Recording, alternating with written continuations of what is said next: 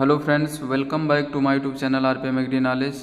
Friends, आज की इस वीडियो लेक्चर में हम डिस्कस करने वाले हैं बीएससी जी सेकंड सेमेस्टर से जो सब्जेक्ट है आपकी फंडामेंटल ऑफ प्लांट फिजियोलॉजी, उससे रिलेटेड लगभग 60 इम्पॉर्टेंट पॉइंट। जो भी फ्रेंड्स इस वीडियो लेक्चर को पहली बार देख रहे हैं वो इसी सब्जेक्ट से रिलेटेड इसका पार्ट 1 पहले ही लगभग उसमें भी हमने 60 क्वेश्चन कवर किए हैं, तो उसका वीडियो पहले ही अपलोड है, तो वो हमारे चैनल के प्लेलिस्ट में जा कर के वहाँ से इस वीडियो को देख सकते हैं। साथ ही साथ उनको लिंक प्रोवाइड करा दी जाएगी, तो वहाँ से भी इस वीडियो को आप देख सकते हैं। तो आइए शुरू करते हैं आज का वीडियो लेक्चर। इसमें पहला पॉइंट दिया गया है, movement of the molecules of gases, liquid and solids from the region of higher concentration to the region of lower concentration. यानी जो आपके मॉलिक्यूल्स हैं, ठीक है, वो चाहे गैस के हों, चाहे लिपिड्स के हों, या फिर लिक्विड के हों, या फिर सॉलिड के हों, किसी भी फॉर्म में वो पाए जाते हैं। अगर उनके मॉलिक्यूल्स हायर कंसंट्रेशन रीजन से, यानी जो उच्च सांद्रता वाला क्षेत्र है, अगर वहाँ से वो लोअर कंसंट्रेशन यानी जो निम्न सांद्रता वाला क्षेत्र है, अगर उधर की ओर मोमेंट या गति करते हैं, तो उसे ही हम डिफ्यूजन या विसरण के नाम से जानते हैं। इसका सबसे अच्छा उदाहरण, अगर आप किसी भी रूम में हैं, अगर वहाँ पर कोई सेंट का प्रयोग करते हैं तो देखेंगे कि वो पूरे जहाँ से सेंट निकला है उससे फिर वो लोअर कंसंट्रेशन की ओर, जहाँ पर नहीं है उधर की ओर भी वो इसके जो मॉलिक्यूल्स हैं वो गति करके पहुंच जाते हैं, यानी पूरे कमरे में फिर आपको महक उसकी आने लगती है। इसके कुछ एग्जाम्पल भी आपके डिफ्यूज़न के दिए गए हैं, यानी उसके डिफ्यूज़न के विभिन्न स्टेट और उसके द्वारा क्या बनता है, यानी फॉर्म उसके कौन से फॉर्म पाई जाती हैं। तो अगर गैस कन्वर्ट होती है किसमें, लिक्विड में, तो उसको हम फॉर्म के नाम से जानते हैं। इसके बाद लिक्विड अगर कन्वर्ट हो रही है गैस में, तो उसको हम क्लाउड या फिर वेपर्स के नाम से जानते हैं, यानी बादल या फिर वाष्प उसको बोलते हैं। अगर सॉलिड कन्वर्ट हो रहा है किसमें, गैस में, तो उसको हम स्मोक या फिर धुआं के नाम से जानते हैं। इसके बाद फिर अगला पॉइंट दिया गया है, moment of solvent particle across a semi permeable membrane from a dilute solution to concentration solution. इसको हम ऑस्मोसिस कहते हैं। यानी अगर एक पात्र में एक तरफ आपका डाइल्यूट यानी निम्न सांद्रता वाला सॉल्यूशन रखा है और एक तरफ उच्च सांद्रता यानी कंसंट्रेट सॉल्यूशन रखा है, अगर इसके बीच में एक सेमी पारगम्य मेम्ब्रेन यानी अर्ध पारगम झिल्ली लगा दिया जाए, तो वहाँ पर अगर डाइल्यूट जो सॉल्यूशन है यानी निम्न जो सॉल्यूशन है, उधर के पार्टिकल्स किधर की ओर मूवमेंट करेंगे, जो हाई कंसंट्रेशन यानी कंसंट्रेट सॉल्यूशन है, यानी उच्च सांद्रता युक्त जो सॉल्यूशन है, उधर इसके पार्टिकल्स का जो सॉल्वेंट पार्टिकल्स का है उधर की ओर गति करना ही ऑस्मोसिस कहलाता है। यानी dilute solution to concentrate solution किसके थ्रू, सेमी परमेबल मेम्ब्रेन के थ्रू, किसका, जो सॉल्वेंट पार्टिकल्स हैं उनका मूवमेंट करना ऑस्मोसिस कहलाता है। इसके बाद फिर ऑस्मोसिस आपके दो प्रकार की होती है, ये एक होती है एंडोऑस्मोसिस और दूसरी होती है एक्सोऑस्मोसिस। तो एग्जाम्पल यहाँ पर दिया गया है एंडोऑस्मोसिस का, जो कि काफ़ी पूछा जाता है। स्वेल ऑफ रेजिन या फिर किसमिस या रेजिन का स्वेल करना, फूलना किसमें, वाटर में, ये एग्जाम्पल होता है एंडोऑस्मोसिस का, जो कि काफ़ी पूछा जाता है। इसके बाद फिर अगला पॉइंट दिया गया है turgor pressure. Turgor pressure is the force within the cell that push the plasma membrane against the cell wall. यानी टर्गर प्रेशर या स्फीत दाब क्या होता है, ये एक कोशिका के अंदर यहाँ पर दिया गया है विद इन द सेल, यानी सेल के अंदर लगने वाला एक फोर्स या बल, जो कि क्या करता है, पुश करता है किसको, प्लाज्मा मेम्ब्रेन को, यानी जो प्लाज्मा झिल्ली होती है उसको ये पुश करता है अगेंस्ट द सेल वाल की तरफ, तो जिससे वहाँ पर ये बाहर की तरफ सेल वाल पर प्रेशर लगता है, तो इसको हम बोलते हैं टर्गर प्रेशर या फिर स्फीत दाब। इसके बाद अगला पॉइंट दिया गया है डीपीडी यानी डिफ्यूजन प्रेशर डिफिसिट, इसको हम हिंदी में विसरण न्यूनता दाब कहते हैं। इसका फार्मूला होता है ओपी यानी ऑस्मोटिक प्रेशर माइनस टीपी यानी टर्गर प्रेशर या फिर वॉल प्रेशर। तो अगर हम ऑस्मोटिक प्रेशर से टीपी यानी जो टर्गर प्रेशर या फिर वॉल प्रेशर है अगर उसको हम घटा दें तो उसको हम क्या बोलते हैं, विसरण न्यूनता दाब। इस डीपीडी को हम सक्शन प्रेशर के नाम से भी जानते हैं। ये भी आपसे पूछा जाता है डीपीडी को हम किस अन्य नाम से जानते हैं, तो इसको भी याद रखेंगे, सक्शन प्रेशर। इसके बाद फिर अगला पॉइंट दिया गया है वाटर पोटेंशियल इज ऑलवेज। जो वाटर पोटेंशियल यानी जो जल का विभव होता है वो हमेशा निगेटिव में होता है, ये भी याद रखेंगे, हमेशा क्या होता है, negative. And maximum value is zero यानी अधिकतम वैल्यू क्या होती है जल के विभव की, वो जीरो होती है, जीरो से ज़्यादा नहीं होगा, ये हमेशा निगेटिव में ही पाया जाता है। इसके बाद अगला पॉइंट दिया गया है the upward movement of water from stem base to tree top is called ascent of sap. यानी रसारोहण क्या होता है, ये जो स्टेम बेस होता है यानी प्लांट के स्टेम बेस से अगर जल का मूवमेंट टॉप पोर्शन की ओर हो रहा है, शीर्ष की ओर हो रहा है, तो उसे ही हम रसारोहण के नाम से जानते हैं। इसके बाद यहाँ पर इसके लिए कई थ्योरी दी गई हैं। तो एक है आपकी रिले एंड क्लैम्बरिंग पंप थ्योरी। ये थ्योरी जो कि दी थी गॉडलविस्की ने 1884 में। इसके अलावा जो पल्सेशन थ्योरी दी गई थी ये सर जेसी बोस यानी जगदीश चंद्र बोस के द्वारा 1923 में दी गई थी। इसके अलावा जो रूट प्रेशर थ्योरी यानी रूट प्रेशर या जड़ दाब जो यहाँ पर थ्योरी है, ये थ्योरी कॉइंड किया था स्टीफन हेल्स ने 1727 में। इसके अलावा जो ये भी आपसे पूछा जाता रूट प्रेशर को हम किससे मेज़रमेंट करते हैं, तो ये भी याद रखेंगे, मैनोमीटर से हम रूट प्रेशर का मेज़रमेंट करते हैं, इसी से मापते हैं। इसके बाद फिर अगला पॉइंट दिया गया है कैपिलरी थ्योरी। कैपिलरी थ्योरी जो दी गई थी वो बोहेम 1809 में इन्होंने कैपिलरी थ्योरी को दिया था। इसका मतलब है ही स्टेट्स दैट, इन्होंने क्या कहा था, he state that water rise in narrow tube due to surface tension. यानी सरफेस टेंशन के कारण पतली जो ट्यूब होती है उसमें वाटर चढ़ता है, यानी वाटर ऊपर की तरफ राइज करता है, तो इसको कैपिलरी थ्योरी कहते हैं। इन्होंने किसने दिया था, ये बोहेम ने 1809 में। इसके बाद फिर कोहेशन एंड एडेशन थ्योरी या फिर ट्रांसपायरेशन पुल थ्योरी ये प्रोपाउंडेड किसने किया था, डिक्सन एंड जॉली 1894 में। ये भी आपका मोस्ट इम्पॉर्टेंट पॉइंट है, इसको भी आप लोग ध्यान रखेंगे। और ये जो थ्योरी है मोस्ट सबसे ज़्यादा एक्सेप्ट करने वाली यही थ्योरी है, कौन सी, कोहेशन एंड एडेशन थ्योरी, या इसको हम ट्रांसपायरेशन पुल थ्योरी के नाम से भी जानते हैं। इसको डिक्सन एंड जॉली ने 1894 में प्रोपाउंड किया था। इसके बाद फिर अगला पॉइंट दिया गया है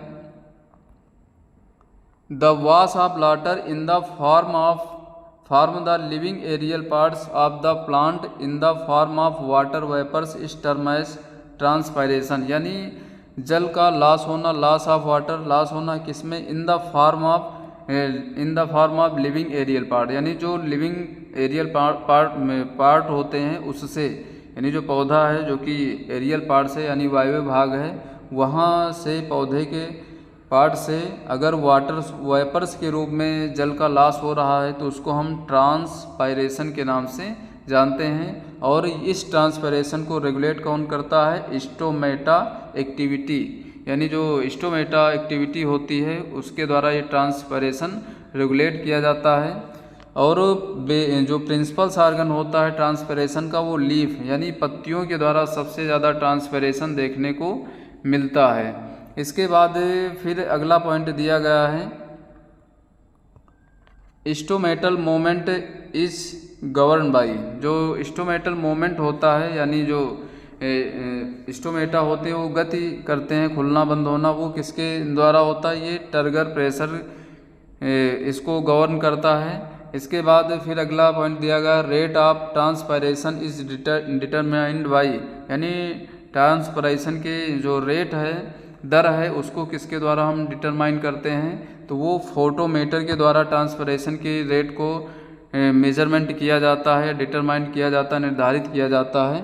इसके बाद अगला पॉइंट है फोटोसिंथेटिक पिगमेंट। फोटोसिंथेटिक पिगमेंट क्या होते हैं? क्लोरोफिल होते हैं, जिसमें क्लोरोफिल ए एंड बी दोनों आ जाते हैं। इसके अलावा कैरोटीनॉयड हैं और फाइकोबिलिन्स हैं। ये सब फोटोसिंथेटिक पिगमेंट होते हैं। इसके बाद अगला पॉइंट दिया गया है empirical formula of chlorophyll A. Empirical जो फार्मूला होता है क्लोरोफिल ए का वो क्या है? C55H72O5N4Mg। इसके अलावा जो एम्पिरिकल फार्मूला है क्लोरोफिल बी का वो है C55H70O6N4Mg। तो इसमें जो एम्पिरिकल फार्मूला हैं ये भी आपके काफ़ी ज़्यादा पूछे जाते हैं, तो इनको भी राइट कर लेना, नोट कर लेना। इसके अलावा फिर कैरोटीन एंड जैंथोफिल्स, अगर ये दोनों साथ होते हैं टुगेदर इस कॉल्ड, इनको हम कैरोटीनॉयड बोलते हैं। कैरोटीन एंड जैंथोफिल दोनों को एक साथ में क्या बोला जाता है? कैरोटीनॉयड। इसके बाद फिर कैरोटीनॉयड आर फैट सोल्यूबल, ये फैट में यानी वसा में घुलनशील होते हैं और ये येलो रंग के पिगमेंट होते हैं, यानी पीले रंग के ये पिगमेंट पाए जाते हैं। इसके बाद फिर कैरोटीनॉयड आर लोकेटेड, ये कहाँ पर लोकेटेड होते हैं? तो ये क्लोरोप्लास्ट और क्रोमोप्लास्ट दोनों में ये पाए जाते हैं, यानी क्लोरोप्लास्ट और क्रोमोप्लास्ट में कैरोटीनॉयड देखने को मिलते हैं। इसके बाद फिर अगला पॉइंट दिया गया है कैरोटीन। कैरोटीन क्या होता है? ये ऑरेंज येलो कलर में पाया जाता है और इसका जो एम्पिरिकल फार्मूला होता है वो C40H56 होता है। इसके बाद फिर कैरोटीन जो है ये मोस्ट इम्पॉर्टेंट फॉर्म में पाया जाता है, यानी इनकी जो मोस्ट इम्पॉर्टेंट फॉर्म होती है वो बीटा कैरोटीन होती है, तो ये भी पॉइंट याद रखेंगे। इसके बाद फिर अगला बीटा कैरोटीन जो होता है ये एक प्रिकर्सर होता है किसका? विटामिन ए का। विटामिन ए का जो प्रिकर्सर है वो बीटा कैरोटीन होता है। इसके बाद फिर जैंथोफिल क्या है? जैंथोफिल ये येलो टू ब्राउन कलर में पाया जाता है, यानी पीले से भूरे रंग में पाया जाता है और इसका जो एम्पिरिकल फार्मूला होता है वो होता है C40H56O2। इसमें ऑक्सीजन के 2 अणु और ऐड हो जाते हैं। इसके बाद फिर अगला पॉइंट दिया गया है the principal yellow pigment of maize is, यानी मेज में जो येलो कलर पाया जाता है उनके भुट्टों में दानों में देखे होंगे तो वो जिएजेंथिन के कारण होता है, तो इसमें इसको भी आप ध्यान में रखेंगे। इसके बाद फिर source of oxygen during photosynthesis, यानी फोटोसिंथेसिस या प्रकाश संश्लेषण के दौरान ऑक्सीजन का जो सोर्स होता है वो क्या होता है? वो आपका H2O यानी जल होता है।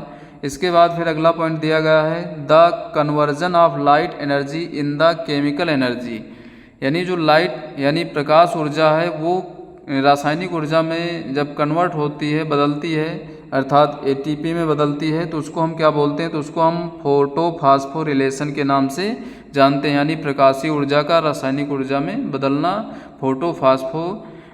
फोटोफॉस्फोरिलेशन के नाम से इसको हम कहते हैं। इसके बाद अगला पॉइंट दिया गया है the breakdown of water molecules H2O, जो वाटर मॉलिक्यूल्स है आपका H2O, अगर वो टूटता है किसमें? इनटू हाइड्रोजन, यानी हाइड्रोजन में एंड ऑक्सीजन में, किसके द्वारा? बाय लाइट एनर्जी के द्वारा, यानी प्रकाशीय ऊर्जा के द्वारा अगर जल जो H2O है अगर वो हाइड्रोजन और ऑक्सीजन में ब्रेक डाउन या टूटता है तो उस क्रिया को हम क्या बोलते हैं? फोटोलाइसिस ऑफ वाटर, यानी फोटोलाइसिस ऑफ वाटर किसको कहेंगे? H2O का हाइड्रोजन और ऑक्सीजन में टूटना, किसकी उपस्थिति में? लाइट जो एनर्जी या प्रकाशीय ऊर्जा के कारण। इसके बाद फिर अगला है point the reaction of the dark phase, यानी डार्क फेज में होने वाली जो रिएक्शन होती है वो टेम्परेचर के प्रति सेंसिटिव होती है, यानी तापमान के प्रति काफ़ी संवेदी होती है और इसमें लाइट की कोई आवश्यकता नहीं होती, अर्थात ये अंधेरे में होती है, इसलिए इसको हम डार्क फेज या डार्क रिएक्शन कहते हैं। इसके बाद फिर अगला पॉइंट दिया गया है this is purely chemical reaction and called Blackman reaction. इसको हम क्या बोलते हैं? ये आपका प्योरली केमिकल रिएक्शन होता है जो डार्क रिएक्शन होती है, और इसको ब्लैकमैन रिएक्शन के नाम से भी जानते हैं क्योंकि इसको F.F. ब्लैकमैन ने सबसे पहले इसके डिमॉन्स्ट्रेट किया था इसकी उपस्थिति या एग्जिस्टेंस को। इसके बाद फिर अगला पॉइंट दिया गया है केल्विन साइकिल। केल्विन साइकिल को हम C3 साइकिल के नाम से भी जानते हैं। तो कभी कभी इसके नाम भी पूछ लिया जाता है, C3 साइकिल को हम किस नाम से जानते हैं या केल्विन साइकिल को हम किस और नाम से जानते हैं। तो केल्विन साइकिल कहिए या फिर C3 साइकिल, दोनों एक ही साइकिल हैं। इसमें जो फर्स्ट स्टेबल प्रोडक्ट बनता है यानी पहला जो स्थायी उत्पाद बनता है वो होता है PGA। ये भी काफ़ी इम्पॉर्टेंट पॉइंट है PGA को हम फास्फोग्लिसरिक एसिड के नाम से जानते हैं और ये 3 कार्बन युक्त कंपाउंड होता है, अर्थात इसमें 3 कार्बन पाए जाते हैं, इसलिए इसको हम C3 साइकिल के नाम से जानते हैं। इसके बाद फिर अगला पॉइंट है कार्बन डाइऑक्साइड एक्सेप्टर इन C3 प्लांट, यानी जो C3 प्लांट्स होते हैं उसमें कार्बन डाई एक्सेप्टर कौन सा होता है,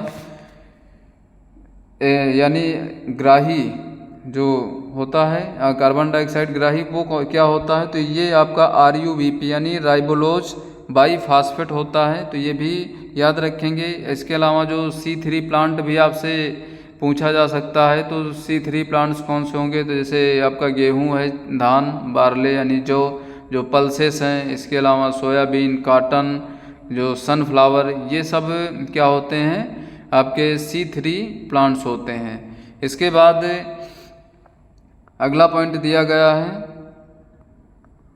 हैच एंड स्लैग साइकिल या फिर C4 साइकिल, यानी C4 साइकिल या फिर हैच एंड स्लैग साइकिल, ये भी याद रखेंगे। इसके भी 2 नाम हैं, हैच एंड स्लैग साइकिल कहिए या फिर C4 साइकिल। इसका जो फर्स्ट स्टेबल प्रोडक्ट होता है वो क्या होता है OAA यानी ऑक्जेलो एस्टिक एसिड। ये 4 कार्बन युक्त होता है, अर्थात इसमें 4 कार्बन युक्त ये कंपाउंड होता है। इसको ऑक्जेलिक एस्टिक एसिड या फिर इसको हम मैलिक एसिड कहते हैं, ये भी आपको ऑप्शन में मिल सकता है। इसके बाद फिर अगला पॉइंट दिया गया है कार्बन डाइऑक्साइड एक्सेप्टर इन C4 प्लांट। तो C4 प्लांट में कौन सा कार्बन डाइऑक्सेप्टर होता है, तो वो होता है PEP को बोलते हैं फास्फोइनॉल पाइरुवेट। तो वहाँ पर आपका कार्बन डाइऑक्सेप्टर इन C3 प्लांट भी ध्यान में रखना है और C4 प्लांट में भी याद रखना है। C3 में कौन सा होगा, वो आपका होगा RUBP और C4 में PEP। इसके बाद फिर अगला पॉइंट दिया गया है एग्जाम्पल ऑफ C4 प्लांट। जो C4 प्लांट्स कौन से होते हैं, तो इसके एग्जाम्पल हैं शुगर केन, मेज, सोरघम, बाजरा, ये सब है क्या होते हैं C4 प्लांट। इसके अलावा अधिकतर जो वीड हैं, खरपतवार हैं, जैसे बथुआ है, ये सब क्या हैं आपके, ये भी C4 प्लांट होते हैं। इससे पहले वाले वीडियो में हमने क्रैंच टाइप जो एनाटॉमी है लीव्स में पाई जाती है, वो भी किस में पाई जाती है, C4 प्लांट में पाई जाती है।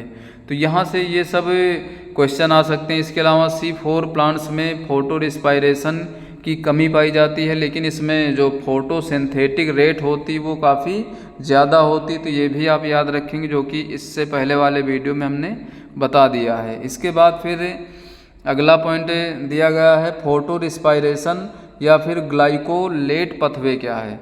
जो फोटो रिस्पायरेशन या फिर ग्लाइकोलेट पथवे है, इसको कर्टोको ने 1963 में इंट्रोड्यूस किया था।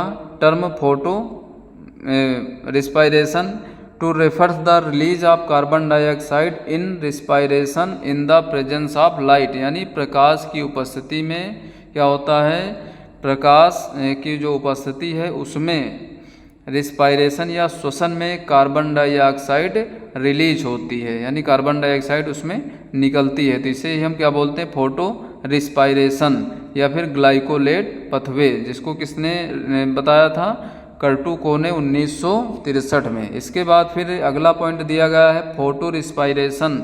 जो फोटो रिस्पायरेशन है इसको नोन एज C2 साइकिल, इसको हम C2 साइकिल के नाम से भी जानते हैं, क्योंकि इसमें 2 कार्बन कंपाउंड यानी 2 कार्बन युक्त कंपाउंड पाया जाता है।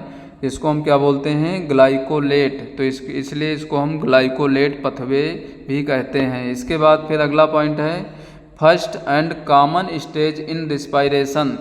जो पहली और सबसे सामान्य स्टेज पाई जाती है रिस्पायरेशन की, वो कौन सी है? ग्लाइकोलिसिस, या इसको हम ईएमपी पाथवे के नाम से भी जानते हैं। इसका भी, ग्लाइकोलिसिस का भी दूसरा नाम पूछा जाता है, तो इसका क्या होगा? EMP pathway.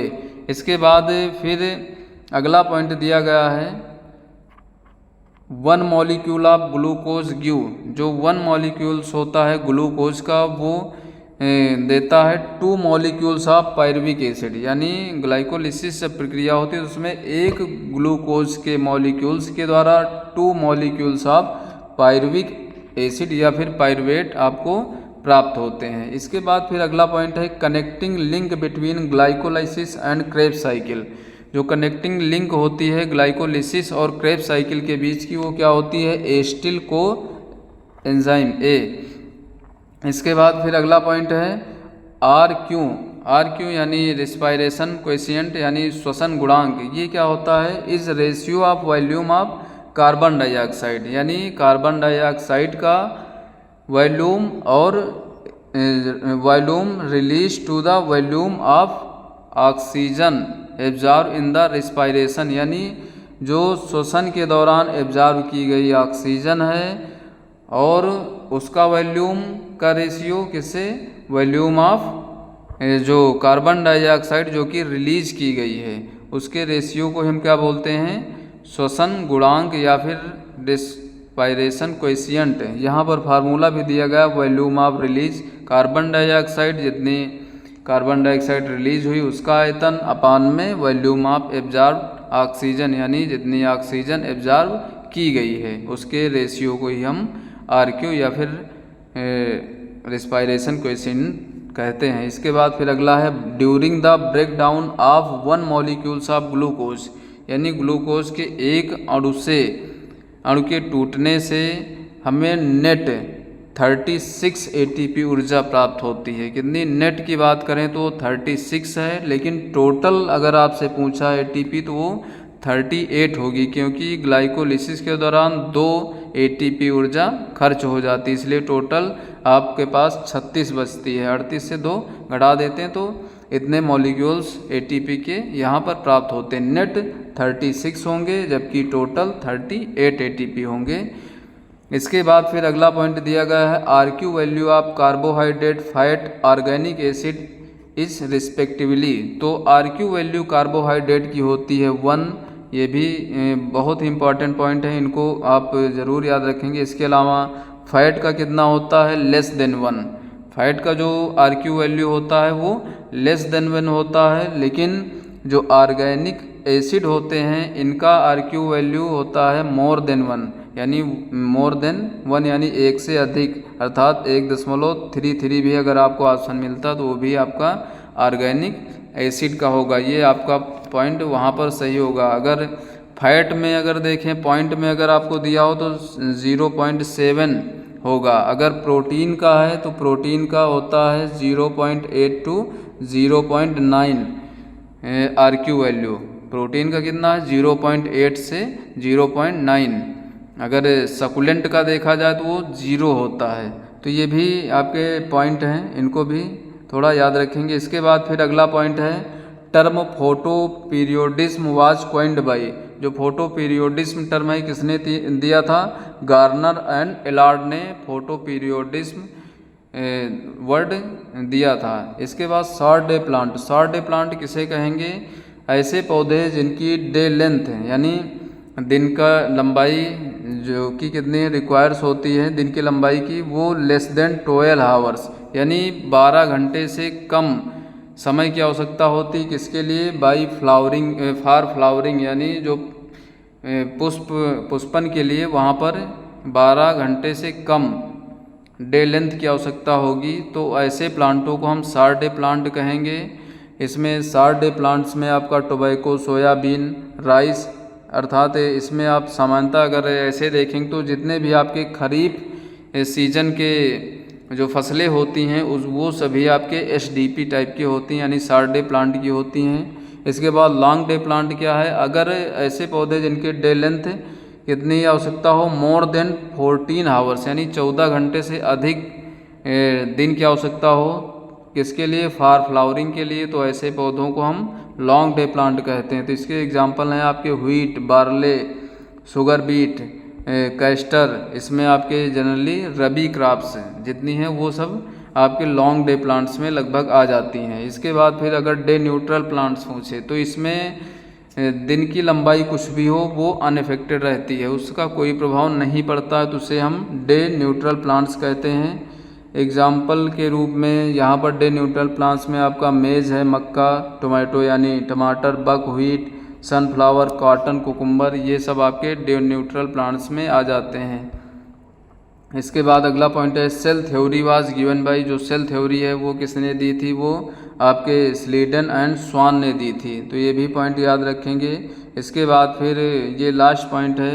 इसके बाद इसमें दिया गया है nutrient absorption of cell without any expenditure energy is known as. इसको हम क्या बोलेंगे? तो इसको हम पैसिव एब्जॉर्प्शन बोलते हैं, यानी निष्क्रिय अवशोषण है, जिसमें न्यूट्रिएंट एब्जॉर्प्शन क्या होता है? आप सेल, जो सेल में न्यूट्रिएंट एब्जॉर्प्शन होता है विदाउट एनी, मतलब बिना किसी प्रकार की एनर्जी को खर्च किए हुए, तो उसको हम पैसिव एब्जॉर्प्शन बोलते हैं। इसके अलावा इसमें एक्टिव एब्जॉर्प्शन भी होता है, तो उसमें ऊर्जा खर्च होती है, इसलिए उसको हम एक्टिव एब्जॉर्प्शन के नाम से जानते हैं। तो ये थे हमारे आज के यहाँ पर 60 पॉइंट, जो कि आपके एग्ज़ाम पॉइंट ऑफ व्यू से काफ़ी इम्पॉर्टेंट होंगे। तो जो भी फ्रेंड्स इस वीडियो लेक्चर को देखे हैं वो कैसा लगा इसके बारे में ज़रूर कमेंट बॉक्स में बताएं। वीडियो को ज़्यादा से ज़्यादा शेयर करें, लाइक करें और चैनल को सब्सक्राइब करें।